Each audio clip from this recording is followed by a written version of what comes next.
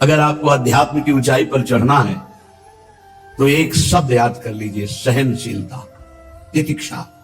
इसको सदैव जीवन में, एक श्लोक गंगा किनारे हमें जीने की सामर्थ्य देता था। जब कभी हमें प्रतिकूलता, दुख प्राय मिलते ही थे, तो ये श्लोक, यम ही न व्यथ्यन्ते ते पुरुषम पुरुषर्षभ सम दुखा सुखाधीरम स्व अमृतत्वाय कल्पते। वो अमृत पद का अधिकारी हो जाता है जो आए हुए सारी व्यथाओं को, दुखों को मौन होकर सह लेता है। वो भगवान को प्राप्त होता है। जहां कोई कष्ट होता, बस यम ही न व्यथ्यन्ते ते पुरुषम पुरुषर्षभ सम दुखा सुखाधीरम स्व अमृतत्वाय कल्पते। हमें सहना है, हमें भगवत प्राप्ति करनी है। अरे छोड़ो, इसने मारा, इसका कर्म जाने, चलो आगे, चलो आगे बढ़ो। भूख प्यास, गर्मी सर्दी, मान अपमान, दुख सुख, ये सब इस मार्ग के यात्री को मिलते ही है। और जो इसको सह गया वो जगत पावन करने वाला महात्मा बन जाता है। वो मम भक्ति युक्तो भुवनम पुनात, लोक के लोक को पावन कर सकता है जो भगवान के चरणारविंद में अपने चित्त को अर्पित कर दिया। इसलिए दुख ही हृदयत, चाहे जितना दुख पड़े प्यारे, किसी से मत, किसी से मत, चुपचाप मौन होकर सह जाओ। तुम्हारा स्वामी विधान करके तुम्हें दुख भेजा है तो बहुत बड़ा उसमें कोई सुख है। वो मंगल भवन है, तुम्हारा मंगल होने नहीं दे सकता। दिखाई दे सकता है कि अब अमंगल हो गया हमारा, अमुक अमुक अमुक, कुछ नहीं। धैर्य पूर्वक अपने मार्ग में सीधे चलते रहो। उसका विधान आया है, वो दुखद हो या सुखद, सुखद है तो हर्षित मत हो, दुखद है तो शोकित मत हो, आगे बढ़ो। देखो ये अध्यात्म है। ये कमर कस लो कि इस जन्म में मुझे इस भाव समुद्र से पार होना ही है। ये जो कमजोर दिल के होते हैं ना, अनुकूलता जहां मिली तो बोले जब से हमने भक्ति शुरू की सब काम चकाचक बन रहे। ये भक्ति का फल नहीं है, भूल मत करना। ये तुम्हारे सुकृत चल रहे हैं इसलिए है। और जिस दिन दुष्कृत का फल आएगा उस दिन भक्ति करते हुए भी कदम रखना मुश्किल हो जाएगा। पग पग पर तुम्हें दुख मिलेगा। ये सिद्धांत को समझ लीजिए तो कभी आप निराश नहीं होंगे, शूरवीर होकर आगे बढ़ते रहेंगे। जो हमारी भक्ति है नई फसल है, और इस फसल की जो आनंद वृत्ति है वो भगवदानंद है, ज्ञानानंद है, अखंडानंद है, प्रेमानंद है। कोई भोगानंद नहीं है, विषयानंद नहीं कि भगवान की बड़ी कृपा जो चाह वो भोग मिल गए। ये सुकृतों के फल है। ये सुकृत और दुष्कृत दोनों को यही नष्ट कर दो और निकल चलो भगवान की परम धाम में, जहां नित्य सेवा सुख का आनंद सहचर्या ले रही है। श्रीपाद कह रहे संतर्जयस ताड़यन, कोई मुझे बहुत डांटे, भर्त्सना करे और ताड़यन, पिटाई भी कर दे, मुझे कुछ कभी शिकायत नहीं करनी प्रभु से। देख रहे हैं ना, वो उन्होंने विधान किया है ना कि इसको पीटो, तो हम चुपचाप पीट लेंगे, किसी से नहीं कहना। रहीमन मन की मन व्यथा रखिए मन में गोए, सुनी चलेंगे लोग सब बांटने। इसीलिए असंगो हम, असंग किससे कहें अपने दुख सुख की बात। अपना दिल तो दिलवर को दे दिया, जो बीते सो दिल तो उनके पास हो, तो जाने दुख सुख की बात, हम क्या जाने, हम तो बस आपके हैं। मौन, अपने विषय में न सुख की बात करे न दुख की, मौन बात करे तो प्रभु की करे, नहीं तो मौन। मान लीजिए अगर ये मौन आप धारण कर लेंगे तो निकल जाएंगे माया से, नहीं तो किसी की निंदा कर देंगे, किसी का ऐसा कटु वचन बोल देंगे, परुख वचन बोल देंगे, भजन छीन हो जाएगा, भजन करने की वृत्ति नष्ट हो जाएगी। सैकड़ों लोगों के प्रश्न है कि पहले भजन अच्छा होता था अब नहीं होता। उसमें दो बातें होती है, एक तो भजन की ऐसी भूख बढ़ गई है या उतने भजन से नहीं और भजन होना चाहिए, ये उत्तम महापुरुषों की कृपा पात्र भक्तों की वृत्ति होती है। और एक होता है कि आपसे वैष्णव अपराध बन गया, कुसंग हो गया, इस कारण से ऐसा। अगर आपके हृदय में कोई दोष वृत्ति नहीं हो, फिर भजन में ऐसा लगता है कि मेरे से बहुत कम भजन होता है, वैसा भजन नहीं होता जैसा होना। ऐसा बड़े बड़े महापुरुषों को भी अनुभव होता है। ये कोई निंदनीय बात नहीं है, वंदनीय बात है। पर वास्तविक यदि भजन नहीं हो रहा है, वास्तविक यदि आपका रुक गया है आनंद, तो आप ढूंढ लीजिए आपका भोजन गलत है, आपका संग गलत है, आपने कोई वैष्णव निंदा की है, बस यही कारण है। यही खोज लेना, यही सुधार कर लेना। किसी से क्षमा याचना की जरूरत नहीं, अंदर देखो और आचार्य गुरु से प्रार्थना करो, सब ठीक हो जाए। बड़े कृपालु है, जिन्होंने अपराधी मुझ जैसे को घसीटा तो अब अपराध बन जाएगा तो थोड़ी छोड़ देंगे वो। विश्वास कीजिए, उन्हीं से प्रार्थना कीजिए, नाथ यदि आपको अपराध मोचन कराना है तो भेज दीजिए मुझे उसके पास, या उसको बुला दीजिए, मैं पैर पकड़ लूं, हाथ जोड़ लूं यदि अपराध बन गया। और यदि आप चाहें तो आप क्षमा कर दें, आगे से सावधान रहेंगे। बड़े कृपालु हैं प्रभु, क्षमा कर देते। भजन की वृत्ति को रुकना, ये सहन मत कीजिए। समय नहीं है कि आज नहीं तो कल भजन चल पड़ेगा, नहीं, तुरंत वाचिक में आ जाइए, तुरंत वाणियों का गायन कीजिए, नाम कीर्तन कीजिए, ढूंढिए अपराध क्या बना जो आंतरिक हमारा भजन रुक गया, और प्रभु से प्रार्थना करके उसको चलवाइए, वो बड़े कृपालु है, क्षमा कर देंगे। अगर आपने प्रगट में किसी का अपराध किया और वो उपस्थित हो तो जाओ, उनके चरण पकड़ो, उनसे प्रार्थना करो। भजन का रुकना सहन मत करो, बहुत कठिन है भजन करके भगवत प्राप्ति करना।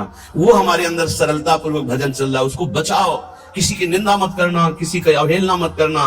तुम्हारी कोई निंदा करे, तुम्हारी अवहेलना करे, सह जाना, कह रहे हैं ईश्वर कह रहे। संतर्जय ताड़यन बंधनन, यदि वो कहीं मुझे बांध दे, मैं बंधना में स्वीकार कर लूंगा। ऐसा भक्तों को कोई बांधता है क्या? हाँ, बांध देते। तितिक्ष ब्राह्मण की कथा में पढ़ी है, उसको बांध दिया। एक सखी बहुत भजनानंदी थी, उसके परिवार के लोग रोज उसे पीटते थे और उसे बांध देते थे। सखूबाई नाम उसका सखी का था। एक सखी बहुत नागरीदास जी के संग में रहकर भजन की वृत्ति उच्च कोटि की सीखी थी, भागमती बाई। उनके पति ही उनके ऊपर सैया लगाकर नई नवीन रानी के साथ बैठते हुए ऐसा पिटाई करते, इतना कष्ट देते, पर वो उच्च कोटि की ऐसी महान वक्ता, परम सिद्ध बरसाने के जो वास करने वाले अपने नागरीदास जी थे, हरिवंश महाप्रभु के शरणागत, उनके सत्संग से ऐसी उच्च कोटि की दशा प्राप्त हुई, उसे कोई फर्क नहीं पड़ा। उसके वो कष्ट देने के लिए उसके ऊपर सैया लगाते, राजा थे, और नवीन रानी के साथ उसके ऊपर बैठते, उपद्रव करते, मारते पीटते, लेकिन वो सम रहती। संतर्जय ताड़यन बंधनन, शांत, वो देख रहा है, बस तुमको यही सोचना, वो देख रहा है, मेरा स्वामी देख रहा है।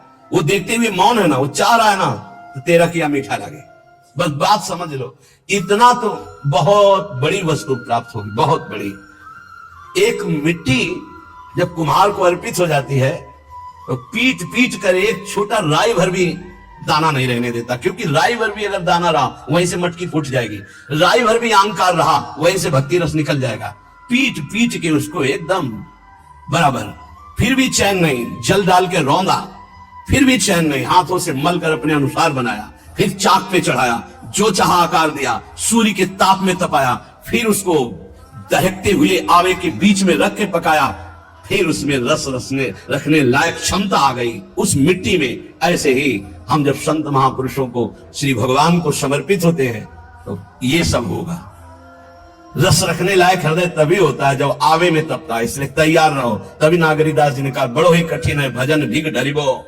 एक सूरवीर योद्धा की तरह जैसे उसके अंग घाव से युक्त होते हैं, वो कदम पीछे नहीं आगे ही बढ़ाता है, ऐसे भजनानंदी चाहिए। चाहे मुझे चोर कहा जाए, पतित कहा जाए, गाली दिया जाए, मुझे मारा जाए, बांध लिया जाए, तो भी मैं भगवान पर दोषारोपण नहीं करूंगा। मैं यही निश्चय करूंगा, प्रभु मेरे देख रहे हैं, जोई जोई प्यारो करे, सोई मोई भावे, उनका विधान परम मंगलमय है। अंतः क्लेश मतीव दुस्सह तरम प्राप्नोति नाना विधि। मुझे अंदर से भी बहुत पीड़ा दी जाए, काम पीड़ा, क्रोध पीड़ा, लोग बाहर से तो ये दिया जाए और अंदर से भी ये दिया जाए, तो भी हे प्रिया जो आपसे नहीं कहूंगा।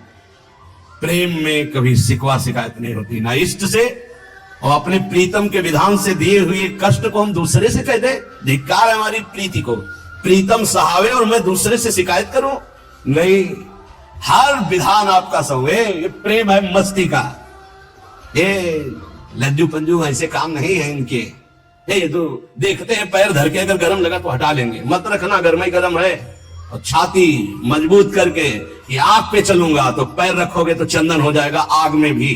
पूरे जीवन की बात कह रहा हूं, पूरे जीवन की। सोचो उस समय जब 13 वर्ष की अवस्था है और घर से निकले थे, कोई साथी नहीं है, कोई समझाने वाला नहीं, और आज इतना जीवन हो गया, इसी यार के सहारे हुआ है। इसी यार, ना 1 रुपया कभी था, न रहा है, न रहेगा। प्रेमानंद का 1 रुपया नहीं है, प्रेमानंद की एक वस्तु नहीं, ना रहा ना रहेगा। हाँ, प्रेमानंद की सब वस्तुएं हैं, ना होते हुए भी पूरा विश्व मेरा।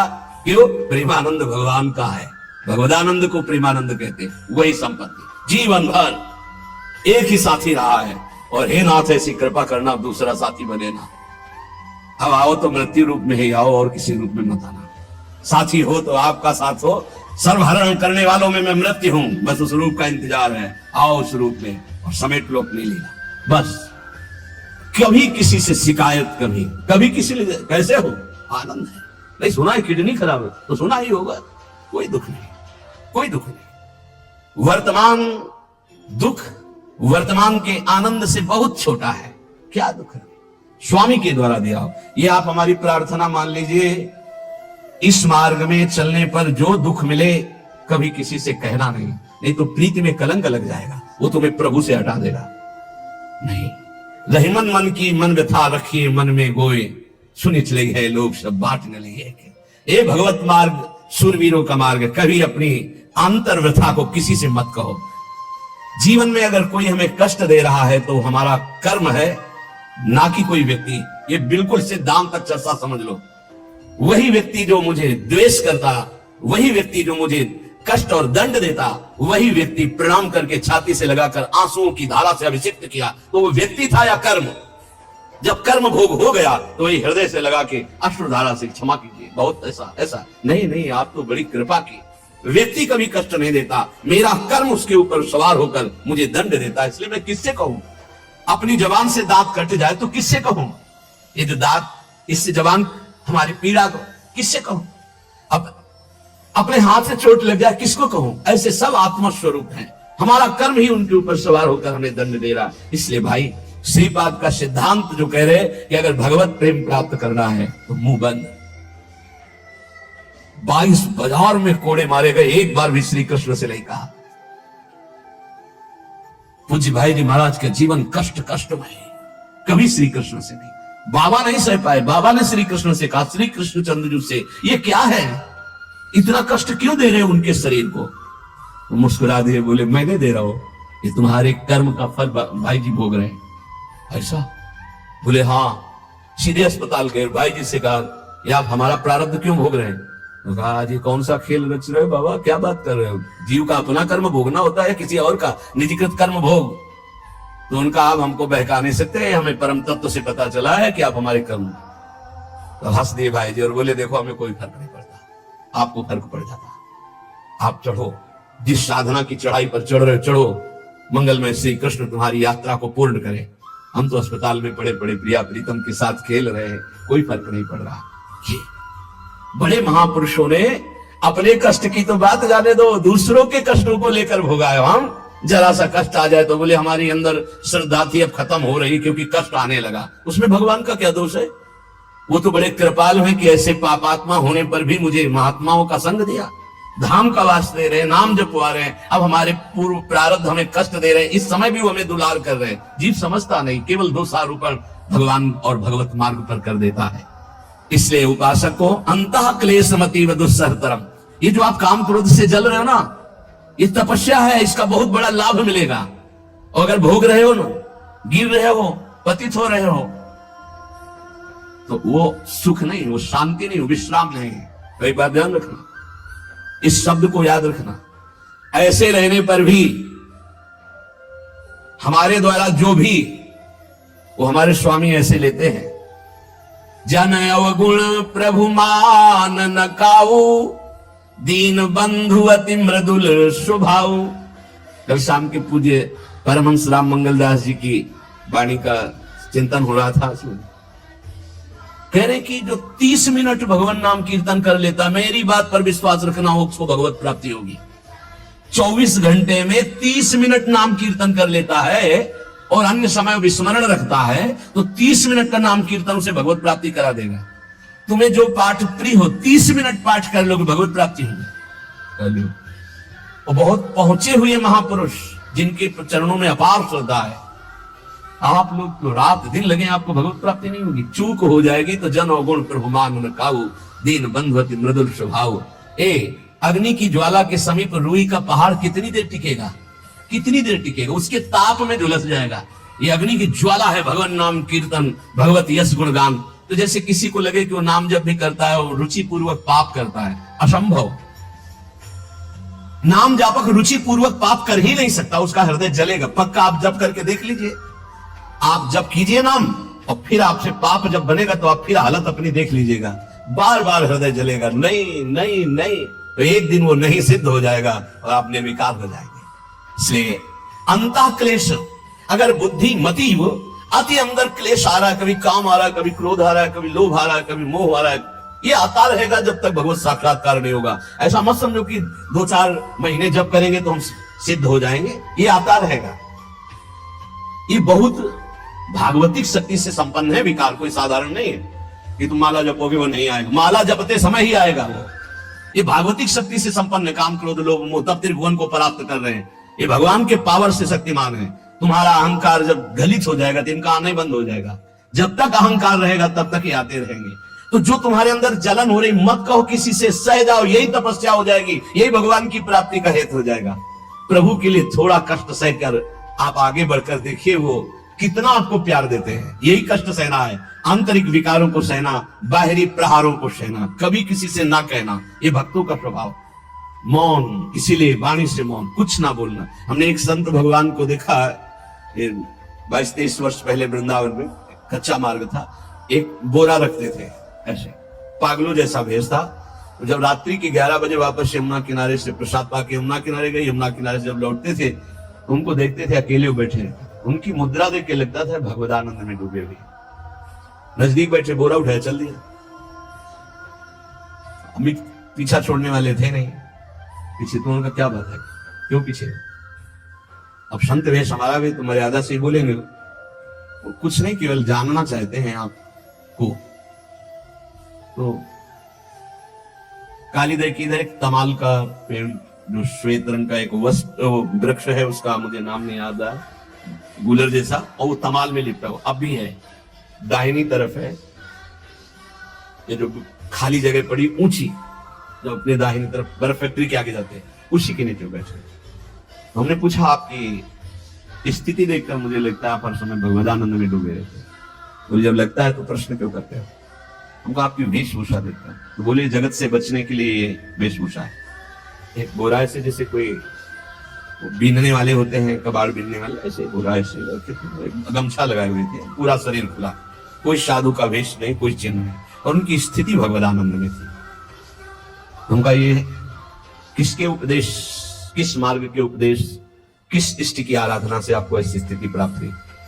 उन्हें प्रथम पूज्य श्री स्वामी राम सुखदास जी महाराज का सत्संग हुआ, इष्ट देव श्री कृष्ण, इष्ट ग्रंथ गीता, उसी की कृपा से मुझे ऐसा, मैं भारत के हर तीर्थों में वास करता हूँ, भ्रमण करता हूँ, असंग रहता हूँ, और यही वेशभूषा है। बड़ा अंदर तो भोजन प्रारब्धवशात जो सामने आ जाता है उसे पा लेता हूँ, नहीं आता भूखा रहता हूँ। तो अगर हम मधु करी ले आवे कभी आप इससे तो पा लेंगे, बोले दे देंगे तो पा लेंगे। दूसरे दिन मधु करी लेकर तो रोज हमारी उनके चरणों में श्रद्धा, क्योंकि उनका रहना और चिंतन दोनों, रहनी और चिंतन बड़ी प्रशंसनीय। जो वीतराग परमहंस हो गया, अक्षर सा वैसे कुछ पास नहीं, केवल बोरा, वो नाटक के लिए बोरा के कोई समझे कबाड़ बिनने वाला, और एक गमछा से रंग बिरंगा, बस कुछ नहीं, कोई भागवती चिन्ह नहीं। एक दिन देखा वो बड़े मक्खियां भिनभिना रही हैं, तो नजदीक है, क्या हो? चुप जाओ, इनका बोली ना, पूरे वमन और शौच दोनों हो रही है, शरीर बिगड़ गया। तो उनका औषधि के लिए हम व्यवस्था, बोले इसलिए कह रहा हूं आप बच जाइए। हमका हमें बता तो दीजिए क्यों नहीं? तो बोले आया हुआ प्रारब्ध है, इसको हंस के भोगना है।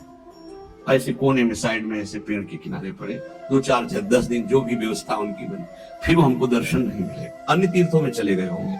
ऐसा महापुरुष। क्या हम अपने शरीर को इतना प्यार करें कि भगवान से श्रद्धा हो जाए, भक्ति मार्ग में हम लड़खड़ा जाए? फिर सत्संगी किस बात का? ये पक्का समझ लीजिए, ये जो भगवत मार्ग है ये शूरवीरता का मार्ग है, सहन करने का मार्ग है। जितने भी महापुरुषों के चरित्र आप पढ़ करके देख लीजिए, भगवान के चरित्र से भी ज्यादा लाभ भक्त चरित्र सुनने से इसलिए होता है कि हमको लगता है कि हमारे जैसा जन्म लेकर इतना कष्ट सहकर इस ऊंचाई पर पहुंचे। ये बड़ी बात है कि वो जीवत्व से हमारी तरह पैदा होकर ईश्वरत्व को जाता है, इसलिए भक्त चरित्र में विशेष बल हमको प्राप्त होता है। क्या क्या कष्ट सहते हैं, और आप खुद देख लीजिए, आपको जितना कष्ट है उससे बड़ा सुख है कि नहीं, अंदर देख लीजिएगा तो इसी से अनुमान लगा लीजिए, जितना बड़ा कष्ट उससे कई गुना बड़ा सुख भगवान देते हैं, तभी वो उनका यश गाते रहते हैं। ऐसे थोड़ी होता है कि हमारे भगवान का हम भजन करते हैं, हमारे साथ न्याय नहीं हुआ। न्याय तो सही बात नहीं हुआ, नहीं तो तुम्हारी दुर्गति हो जाती। सही बात में उन्होंने न्याय नहीं किया, पक्षपात किया है तुम्हारा। अगर वो सही न्याय करते तो ईमानदारी से कहते हैं, केवल नरक के कीड़ा ही बनना पड़ता और कुछ नहीं है। खूब देख लो, डबल चेहरा होता है, एक सामने का चेहरा देख रहे हो और एक एकांत का चेहरा होता है, डबल चेहरा होता है। और भगवान डबल रखो चाहे तिबल, सब देखते हैं। सब हम बैठे हुए देख लो ईमानदारी से वृंदावन की भूमि में, एक चेहरा है जय श्री राधे, और एक चेहरा है जो राक्षस है अंदर बैठा, देख लो अंदर देख लो, बिल्कुल इस समय सीसी कैमरे में हो, अंदर देख लो, एक राक्षस बैठा है और उस राक्षस ने जो जो करवाया आप लिखो रजिस्टर में, तुम्हें याद है जितना, और इसके बाद आप न्यायाधीश बनो, फिर आपकी क्या दुर्गति होती है उसका। इससे ऐसे होता है, हे प्रभु, तभी त्राहिमाम मचता है, तब उनकी कृपा नजर आती है। कि बोले भगवान ने न्याय नहीं किया, हम कहते सच्ची बात तुम कह रहे हो प्यारे, न्याय नहीं किया इसीलिए बचे हुए हो। अगर वो न्याय कर देता, पक्षपात न लेता तुम्हारा, तब तुम्हारे होश उड़ते, चाहे जो कोई हो, अपना रजिस्टर जांच के देख ले। इसलिए कहते हैं कि सबकी जीवनी शुक्ल पक्ष की लिखी जाती है, कृष्ण पक्ष की तो केवल उसी की छाती जानती है, दूसरा नहीं। हृदय में जितने विकार, हृदय में जितना अंधकार, हृदय में जितना कूड़ा करकट, वो तो हम जानते हैं कि हमारी स्वामिनी की कृपा ने कितना निर्मल किया है। तब उनकी स्वामिनी जी मुझ जैसे अपराधी के अपराधों का विस्मरण करके आप ऐसी कृपा, तो आपको लगता है कि संतों की एक दैन्य भाषा होती है। नहीं, ईमानदारी से संत कभी झूठ नहीं बोलते। जैसे कह रहे कि मौसम कौन कुटिल खलकामी, तो अंतर ये होता है कि आंख में जैसे थोड़ा पड़े तो बहुत बुरा लगता है, और पीठ में इतना बड़ा तिनका चला जाए तो कुछ समझ में नहीं आता। संतों का हृदय आंख जैसा होता है, थोड़ी सी भी गलती में हाय हाय मच जाता है, धिक्कार है तुम्हारे जीवन को, अपने को तुम क्या समझते हो, क्या है तुम्हारे अंदर विचार। और जो मलिन अंतःकरण वाला था, भारी भारी पाप करके भी उसको पश्चाताप नहीं होता। संत जनों को एक पाप की जरा सी वृत्ति की आभास स्फुरना, वो पूरा पाप नजर आने लगता है उनको, क्योंकि इतना निर्मल हृदय होता है। तो सच्ची कहते हैं कि जैसे घोड़ों की लगाम पकड़े हुए श्री कृष्ण अर्जुन की बैठे हैं, ऐसे अपने भक्तों की लगाम पकड़कर बैठ जाते हैं, तो यात्रा अध्यात्म की ऊंचाई की चलती, किसी की सामर्थ्य नहीं। इसलिए सब भक्त ऐसे तो आपको मिलेंगे। जहां सामर्थ्य की बात है वहां केवल श्री भगवान की कृपा है। इसलिए बाहर की पीड़ा और अंतर की पीड़ा अपने प्रीतम के द्वारा दी हुई मानकर सह जाओ, तो आगे प्रीतम तुम्हारा स्वागत करने के लिए खड़े, पक्का समझ लेना, पक्का। और वो देंगे ये पीड़ा, क्यों देंगे? इसी पीड़ा में पता चलता है कि तुम्हारे मन की सुई किधर जा रही है। प्रताप राय जी महाभागवत थे, बड़ा चरित्र है। उनके यहां एक व्यापार चलता था कुल परंपरा से कि आपको अगर रुपए की जरूरत है तो आप अपना स्वर्ण आभूषण या कुछ रख जाइए गिरवी, और रुपया ले जाइए, और ब्याज से तो रुपया दे जाइए, अपने मूल गिरवी ले जाइए जो रख के गए हो। यही उनकी कुल परंपरा से था। तो उसी के आधार पर कुल परंपरागत कर्म कर रहे थे, निरंतर नाम जब भगवत आराधन में मगन। अब नाम जब भगवत आराधना और ईमानदारी से कार्य, तो बड़ा सब खूब धन संपत्ति और बहुत आनंद, और भक्त जनों के खूब भोजन होते, भंडारे होते। तो जो चिढ़ने वाले जलने वाले लोग हैं वो जलते थे कि करता तो ये कुछ है नहीं, खूब जय जय मच रही है चारों तरफ, इसको नष्ट किया जाए। ये किसने बीज बोया? अरे बोले दुष्ट स्वभाव ने। नहीं नहीं नहीं नहीं, भगवान ने। किनको उस्काया? डंडे को। क्यों? आप झंडा फहराओ मेरे भक्त के यश का। उनके हृदय में जलन हुई। वहां का काजी और मिल गए 3 लोग, और उन्होंने कहा कि इसको नष्ट किया जाए। बोले बस आप सहयोग दो, नष्ट तो पक्का। बोले कैसे? बोले प्लान तो सब हमारा बन गया। अब झोली में कंकड़ भरे, और प्रताप राय जी बेटी का ब्याह है, 10,000 मुद्रा चाहिए। बोले गिरवी? बोले है स्वर्ण मुद्राएं। अब वो इतने ईमानदार विश्वास, बोले बॉक्स रखा रहता है उसी में रख दो, दस्तखत करो, 10,000 रुपए लो, ब्याज से दे जाना, अपना ले जाना। थोड़ी देर बाद दूसरा आया ऐसे, फिर तीसरा आया, वो तो उनका व्यापारी था। 5 दिन बाद वापस आया और काम बन गया, ब्याज सहित ये रुपए लो, हमारा आभूषण वापस करो। बोले जहां रख गए थे वैसे उठा लो। वापस से उठाया वैसे। अरे देखो कितना नाटक करता है, माला जपता है, भगत बनता है, हमारे स्वर्ण आभूषण हटाकर कंकड़ पत्थर भर दिए। अब लोग तो आश्चर्यचकित हो रहे थे कि ये भगत जी तो ऐसे है नहीं। इतने में दूसरा आया, उसने भी वही नाटक शुरू। तीसरा आया, उसे अब तो पक्का हो गया कि पाखंड करता है। लोगों की श्रद्धा को कपूर कहा गया है। कपूर ऐसे बाहर रखो ना तो उड़ जाता है ना, ऐसे ही श्रद्धा है। अगर उसको आप मजबूती, विश्वास की मजबूती में नहीं रखोगे तो श्रद्धा उड़ जाएगी। अब तो सब कहने लगे कि प्रताप राय तो बहुत ही पाखंडी निकला। अब हाहाकार मच गया। इसके बाद काजी, वो तो सब मिले हुए थे, काजी ने बादशाह के सामने बात पेश की। काजी के इशारे से बादशाह ने हुक्म दिया इनको बंदी बना लिया जाए, सारी संपत्ति जब्त कर ली जाए। अब राज सैनिक बंदी बना लिए प्रताप राय जी को। सारी संपत्ति जब्त होने लगी तो उन्होंने अपनी पत्नी से इशारे से कहा ठाकुर जी लो और भाग जाओ अपने मायके, ठाकुर जी को बचाओ। ऐसी स्थिति में याद क्या है? ठाकुर जी को बचाओ, उनका भोग राग चलता रहेगा, हम तो जेल में कष्ट भोग लेंगे। ऐसा ही हुआ। वो पीछे की खिड़की से अपने ठाकुर जी को लेके सब तहस नहस हो गया। लेक्ष सेना साहब नष्ट भ्रष्ट कर दिया, बंदी बनाया, उनको ले गए जेल में डाल दिया। कुछ लोगों ने कहा कि महाराज अभी ठाकुर जी अष्टधातु के हैं, बहुत महंगे हैं, उनकी पत्नी इसीलिए लेके भाग गई है। मायके से पत्नी को भी बंदी बना, ठाकुर जी को भी संपत्ति के रूप में जब्त किया, और जहां संपत्ति थी वहां गोदाम में ठाकुर जी को ऐसे जैसे संपत्ति डाल दी वैसे डाल दी। जब पत्नी नजदीक हथकड़ी बेड़ियों के सहित और वो तब एकांत जब हुए तो उनका प्रभु आज तक मैंने कभी आपसे मांगा नहीं और कोई शिकायत नहीं की, बस एक कष्ट है इस समय कि आपको गोदाम में डाल दिया गया है, हम प्राणों से अधिक आपको प्यार करते हैं, और आपको भोग नहीं लगेगा, आपकी सेवा नहीं होगी, ये हम बर्दाश्त नहीं करेंगे। प्रभु कुछ उपाय करो जिससे आपकी सेवा, अगर हमें ये पता भी चल जाएगा कि आपको भोग लग रहा है तो आजीवन हम पति पत्नी को जेल में रखो, मुझे कोई कष्ट नहीं। प्रभु ये सब कुछ हुआ, मुझे कोई कष्ट नहीं, आपको भोग नहीं लगेगा, इस बात से मैं जीवित नहीं रह पाऊंगा। भगवान देर थोड़ी लगी इधर सरकार गलबैया दिए हुए, क्योंकि इस स्थिति में भी तुम्हें मेरी चिंता है, तुम्हें अपने अपमान की, अपनी संपत्ति जब्त की, अपने जेल के दुख की कोई चिंता नहीं, मेरी चिंता है। वही साक्षात्कार हुआ। अब तत्काल, अब वो तो चाबी बदलने वाले हैं ना, ज्ञानी मूढ़ न कोय जस जय का रघुपति करे तस ताही क्षण होए, बोले भयस महेश तब ज्ञानी मूढ़ न कोय। उस वहां का जमींदार जो था उसने कहा ऐसा हो ही नहीं सकता, यह सब गलत है, पाखंड रचा गया है प्रताप राय जी के प्रति। बादशाह के सामने विरोध प्रकट कर दिया, नहीं सही जानकारी जांच हो। बादशाह ने उन तीनों को बुलाया और कहा फांसी पे चढ़ा देंगे यदि सही नहीं बोलोगे। सही सही बोल दिया कि उसमें सोना तो रखा नहीं था, कंकड़ रखे थे।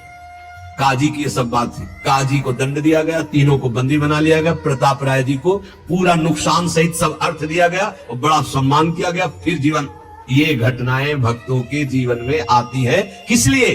भगवत साक्षात्कार कराने। भगवत साक्षात्कार जेल में प्रताप राय और उनकी पत्नी को हुआ।